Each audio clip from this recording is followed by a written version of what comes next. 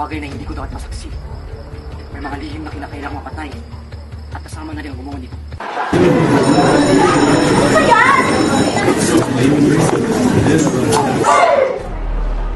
Hi, Pangalan mo, Jonathan. Jonathan Mariani. kaya pala dagdag problema na naman. Napadalit ng buhay ko! Dahil sa inyo!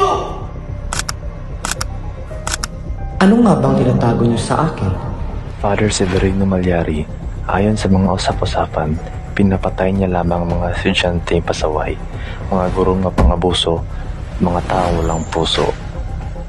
Ang hila ng mga maridagan na yan, ang maridaw dati na yan, si Paro Severino. Kung kailangan kong pumunta sa dilim, gagawin ko.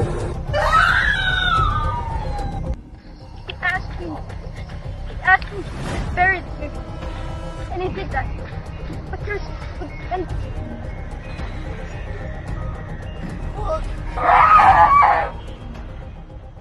Nabuhay siyang nasusunog sa impyerno ang kanyang kaluluwa. Diba? Isang sumpa ang magmahal. Di ba't dapat maging katulad tayo ng Diyos? Sino ba kayo?